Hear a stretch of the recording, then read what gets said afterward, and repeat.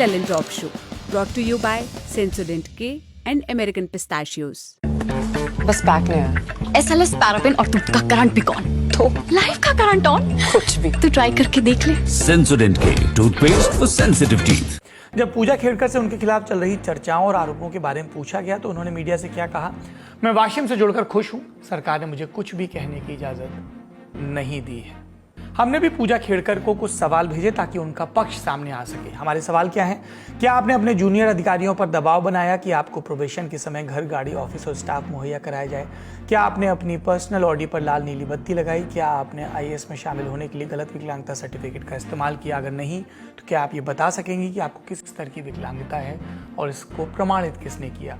आपके पास Audi car है, आप डॉक्टर रही हैं, आपके पिता खुद प्रशासनिक अधिकारी रह चुके हैं। ऐसे में आप पर ओबीसी कोटे में क्रीमी लेयर को छिपाकर गलत लाभ उठाने के आरोप लग रहे हैं। आप इस पर क्या सफाई देना चाहेंगी? इस बुलेटिन के तैयार होने तक हमें उनकी तरफ से जवाब नहीं मिला। यदि कोई जवाब आता है तो हम उनका पक्ष भी आपको जरूर दिखाएंगे। लेकिन इतना बता दें कि प्रधानमंत्री कार्यालय ने पुणे कलेक्टर से इस मामले पर विस्तृत रिपोर्ट मांगी है। इसके अलावा सिविल सर्वेंट्स को ट्रेनिंग देने वाली लबासना ने भी महाराष्ट्र सरकार से पूजा खेड़कर की उन सभी खामियों पर रिपोर्ट मांगी है। खबर है लबासना की फाइनल रिपोर्ट संघ लोक सेवा आयोग यानी यूपीएससी को भेजी जाएगी। लबासना के डिप्टी डायरेक्टर शैलेश नवल ने सामान्य प्रशासन विभाग को कहा है कि मुख्य सचिव सुजाता सोनी के अप्रूवल के बाद ही रिपोर्ट भेजी जाए। सबसे बड़ी बात यह है कि दो अलग अलग चीजें हैं जिनमें जांच होनी अभी बाकी है। एक तो ट्रैफिक पुलिस जो कार पूजा खेड़कर इस्तेमाल कर रही थी उसके रिगार्डिंग जांच कर रही है।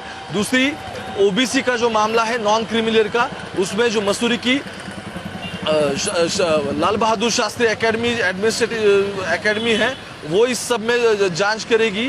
उसने ऑलरेडी डॉक्यूमेंट्स मंगवा लिए हैं पूजा खेड़कर से कि किस तरह से पूजा खेड़कर का इस पूरे मामले में कहना क्या है। और तीसरी आखिरी लेकिन सबसे अहम बात, क्योंकि ओबीसी का कोटा 2022 का था, उसमें 554 नंबर का जो आखिरी कैंडिडेट है जिसे आईएएस मिला था, लेकिन पूजा खेड़कर को 821 रैंक था। फिर भी जो हम कहेंगे कि स्पेशली बेंचमार्क रहता है जिसे पीडब्ल्यूबीडी ऐसा कहा जाता है, जो मल्टीपल डिसेबिलिटीज का जो कोटा रिजर्व रहता है, उसमें से पूजा खुद आईएएस बनी थी।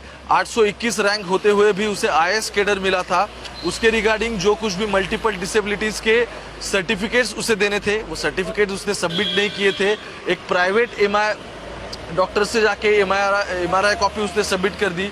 यूपीएससी ने किस बेसिस पे, किस हालात में ये कॉपी को कंसीडर किया, इसका सवाल ना ही अभी यूपीएससी दे रही है, ना ही पूजा खेड़कर के बारे में इस पे कोई बात करना चाह रहा है। अब कुछ सवाल हमारे एक्सपर्ट से। हमारे आज के एक्सपर्ट ने नौकरशाही को करीब से देखा है, कुछ पूर्व नौकरशाह दे रहे हैं इन सवालों के जवाब, ऐसे भी जिन्होंने नए नौकरशाहों को ट्रेनिंग दी है और मॉक इंटरव्यूज भी लिए हैं। पहला सवाल, पूजा खेड़कर के ओबीसी नॉन क्रीमी लेयर के दावों में विसंगतियां पाई गई। यही नहीं, उनके पिता की चुनावी हलफनामे में उनकी संपत्ति 40 करोड़ बताएगी। सवाल उठ रहे हैं कि ऐसी आय नॉन क्रीमी लेयर में कैसे आ गई और कहाँ चूक हुई। देखिए, बड़ी सीरियस सी बात है जो मुझे समाचार पत्रों में जो सूचना छपी है और जो रिपोर्टिंग हुई है उसके अनुसार ये एकदम धोखाधड़ी का मामला है। ये इन्होंने झूठ बोला है। इन्होंने अपना क्रीमी लेयर को अवॉइड करने के लिए गलत सूचना अपने फॉर्म में भरी और अपने को क्रीमी लेयर में लेकर आई, और इसलिए जो एफिडेविट फादर ने दिया है उसके अनुसार स्पष्ट रूप से ये क्रीमी लेयर की परिभाषा में नहीं आती, इसलिए इनका ये सर्टिफिकेट बिल्कुल गलत है।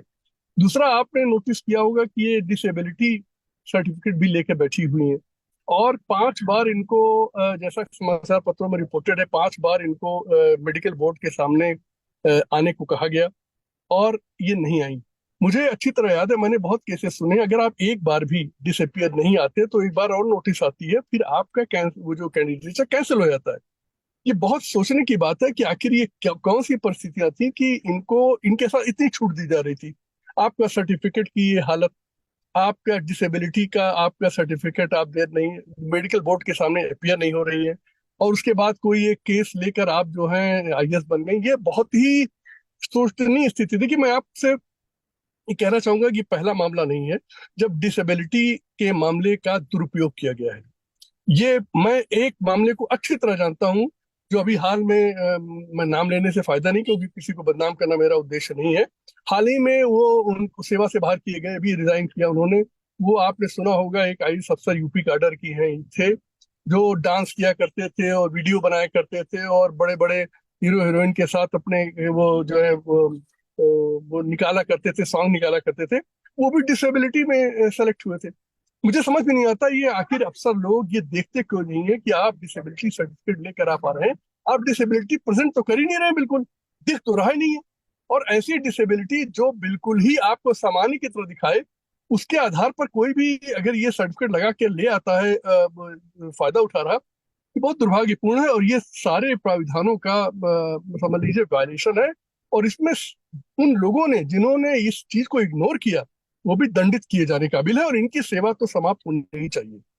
नहीं, ये तो एक इसी अगर ये तथ्य सही है जो इंक्वायरी के बाद ही पता लग सकता है, बिकॉज न्यूज़पेपर रिपोर्ट्स पे तो कुछ कमेंट करना मुश्किल होगा, लेकिन अगर ये सत्य है तो then obviously shall be, I mean law will take its own course. तो बड़ा जाहिर सी बात है, अगर आपने झूठ बोल के या आपने कोई चीज गलत तथ्य आपने अगर दिए हैं और वो तथ्य पकड़े जाते हैं तो then you are bound to be dismissed from service. उसमें तो कोई गुंजाइश ही नहीं है डिस्कशन का। अगर आपने फैक्ट्स को छुपाया है और फैक्ट्स को छुपा के आपने कोई पोजीशन हासिल की है, तो जैसे ही वो फैक्ट्स नजर आएंगे तो you will lose your job. अगला सवाल, खेड़कर ने बाहरी सेंटर से एमआरआई कराया और रिपोर्ट जमा की, जैसे यूपीएससी ने खारिज कर दिया। इसके बाद उनके चयन को केंद्रीय प्रशासनिक न्यायाधिकरण में चुनौती दी गई। बावजूद इसके उनकी नियुक्ति आईएएस के तौर पर हुई। जब बातें सामने आई तब से यूपीएससी की चयन समिति पर सवाल उठ रहे हैं। इस विसंगति को कैसे देखा जाए? देखिए, ये खुली तौर पर ये नियमों का वायलेशन है और मिली भगत है। देखिए, कहीं कोई आप हमारे देश की ये दुर्दशा दुर्भाग्य से हो गई है कि आप बड़े बड़े पदों पर बैठे लोगों से भी आप कोई उच्च आचरण की अपेक्षा मत करिए। क्यों? मैं दुर्भाग्य है, मतलब मुझे दुख है कहते हुए, और मुझे बड़ा शर्म आती है कि हम लोग इस बड़ी सेवा में इतने साल रहे हैं, देश के सर्वोच्च पदों बैठे रहे हैं, कि लोग ऐसे लोग अब यूपीएससी में मेंबर और चेयरमैन बनते हैं जो उसके काबिल बिल्कुल। लेकिन राजनीतिक जो हमारे देश में जो राजनीति का दखल चल पड़ा है, सिफारिश का युग जो आ गया है, आज यहाँ देश में कुछ भी संभव। मैंने आपसे पहले कहा, हमारे देश में कहते हैं लोग ये ऐसा देश जहाँ कुछ भी संभव है, और कुछ भी में भी आप कुछ भी सोच लीजिए तो सब संभव है। इसलिए I will not comment on this because मेरे पास न्यूज़पेपर रिपोर्ट्स के अलावा कोई और ऐसा तथ्य मेरे सामने नहीं है कि मैं इस पे कमेंट कर सकूं। मेरा सिर्फ ये मानना है कि यूपीएससी की सिलेक्शन बहुत फेयर होती है। और देखिए, जो मैं कमेंट कर सकता हूँ, ये कर सकता हूँ कि जो बिहेवियर रहा पूजा का एक ऑफिसर ट्रेनी की तरह, ऐसा नहीं होना चाहिए था। बिकॉज और दूसरी चीज जो मैं कहना चाहता हूँ कि देखिए, हर साल 500 करीब ऑफिसर ट्रेनीज फाउंडेशन कोर्स में आते हैं, करीब 200 ऑफिसर ट्रेनीज फेज 1 करते हैं, करीब 200 ऑफिसर ट्रेनीज डिस्ट्रिक्ट्स में जाते हैं। तो ये कोई ऐसा तो नहीं कि हर रोज हो रहा है, ये ऐसा भी नहीं कि हर डिस्ट्रिक्ट में ऐसा हो रहा है। तो अगर ये है तो ये एक एबरेशन है, और इस एबरेशन को स्ट्रॉन्गेस्ट शब्दों में कंडेम करना चाहिए, और किया भी गया है। और निश्चित तौर पे एकेडमी के डायरेक्टर इस पे एक्शन लेंगे, बिकॉज एकेडमी ही है वो अथॉरिटी, क्योंकि जब तक कंफर्मेशन नहीं होती सर्विस में तब तक director is the disciplinary authority.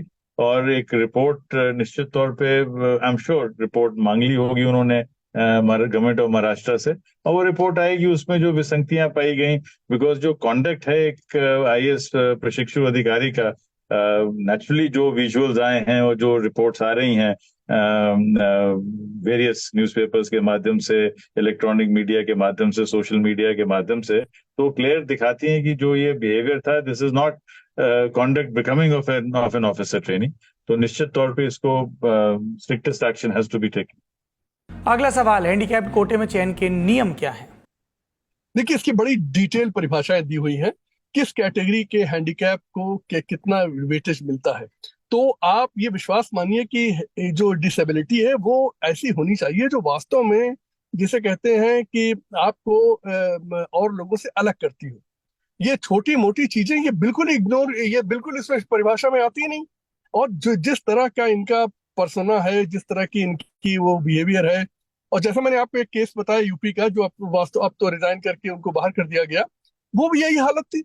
आप डांस फ्लोर पे डांस कर रहे हैं और आप फिजिकल डिसेबिलिटी दिखा रहे हैं अपनी, किसी को दिखता ही नहीं है हमारे देश में। हमारे देश में पता नहीं क्या हो गया कि ये सीधी सीधी चीजें, एकेडमी में जब गए थे ये, तो एकेडमी में डायरेक्टर को बाकी लोगों को देखना चाहिए ना कि आप किस डिसेबिलिटी लेकर आ रहे हैं। मेडिकल बोर्ड के सामने जब ये गए तो उसमें देखना चाहिए था किसी को, भाई किस तरह से आप डिसेबल है। ये लगता है कि हमारे सिस्टम में सब कुछ चलता है।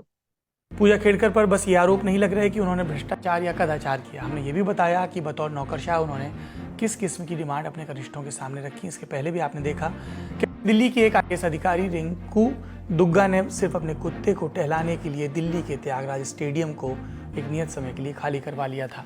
पूर्व IAS और फिल्म एक्टर अभिषेक सिंह ने भी IAS रहते हुए अपनी सरकारी गाड़ी पर गुजरात चुनाव के समय ऑब्जर्वर लिखवाया, सोशल मीडिया पर एक्टिव रहे। उनको लेकर भी कई इस तरह के इल्ज़ाम लगते हैं इन अधिकारियों पर कि वो अपनी प्रचार प्रक्रिया में ज़्यादा मुब्तला रहते हैं। पद के दुरुपयोग के इस तरह के इल्ज़ाम चंद उदाहरण हैं, और भी कई अधिकारियों पर आरोप लगे। और इसकी वजह से होता क्या है कि वो सारे सिविल सर्वेंट्स जो रात दिन मेहनत से काम कर रहे हैं, देश की नीतियों को लागू करने की कोशिश कर रहे हैं, जिस कुर्सी पर बैठे हैं वहाँ बैठकर न्याय दे रहे हैं समाज के सभी वर्गों को, और समाज के सभी वर्गों से आने वाले ये IAS अधिकारी, उनको भी लोग इस नज़र से देखते हैं, जबकि ये दो बिल्कुल अलग अलग मामले हैं। ऐसी एक IAS अधिकारी हैं जो विकलांगता को चुनौती देकर IAS बनी और टॉप किया था।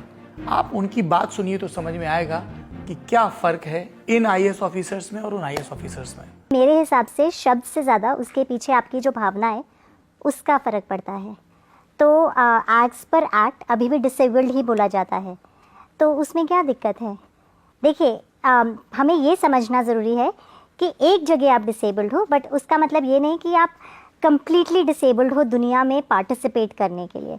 तो मेरा ये मानना है शब्द से ज़्यादा उसके पीछे जो इंटेंट है वो मैटर करती है। इंटरनेशनल उसमें अभी भी डिफरेंटली एबल्ड या डिसेबल्ड ही बोला जाता है।